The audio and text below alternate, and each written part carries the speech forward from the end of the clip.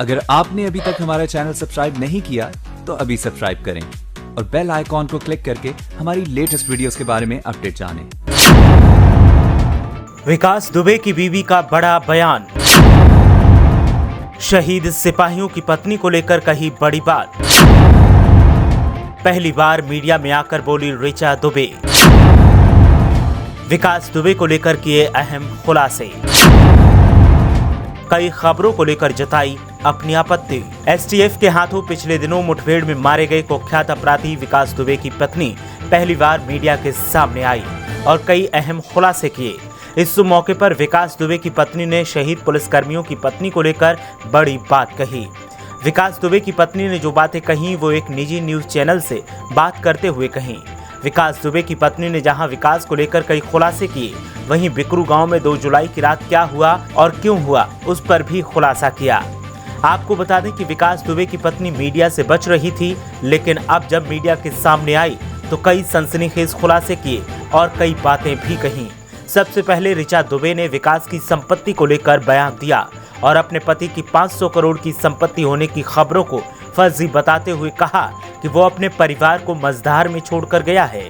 ऋचा दुबे के मुताबिक कानपुर के बिकरू गांव में 2 जुलाई की रात को 8 पुलिसकर्मियों की हत्या का मुख्य अभियुक्त रहा विकास अपने बच्चों को अच्छा भविष्य देना चाहता था, लेकिन खुद अपराध की दुनिया से बाहर नहीं निकलना चाहता था।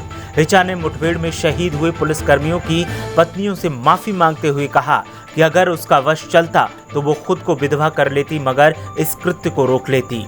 विकास की पत्नी ऋचा ने एक टीवी चैनल से बातचीत में कहा कि उसका पति अपने परिवार को बीच मझधार में छोड़कर गया है।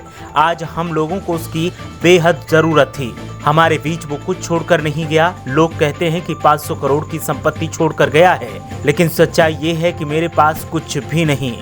ऋचा ने एक सवाल पर कहा कि विकास की दुबई और अन्य देशों और देश के कई हिस्सों में अरबों रुपए की संपत्ति होने की खबरें बिल्कुल फर्जी हैं। सोचिए, जिसके पास करोड़ों की संपत्ति होगी उसकी बीवी क्या लखनऊ में एक मकान में रहती होगी। ऋचा ने बताया कि वो अक्सर अपने पति को अपराध की दुनिया से बाहर निकलने के लिए समझाती थी, लेकिन वो अलग दिमाग का था।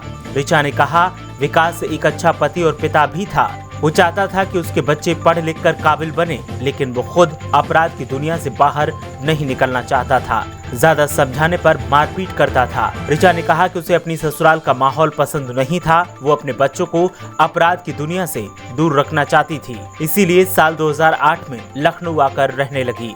ऋचा ने कहा विकास ने पुलिसकर्मियों की हत्या करने से पहले अगर अपने इरादे के बारे में बताया होता तो वो इसको रोकने की पूरी कोशिश करती। आपको बता दें कि विकास दुबे के कांड के बारे में ऋचा दुबे से भी पूछताछ की गई थी, लेकिन बाद में उसे पुलिस ने क्लीन चिट दे दी। अब ऋचा दुबे ने चैनल से बात करते हुए कई खुलासे किए और विकास दुबे के बारे में कई अहम जानकारियां भी दी। ब्यूरो रिपोर्ट, मीडिया हलचल।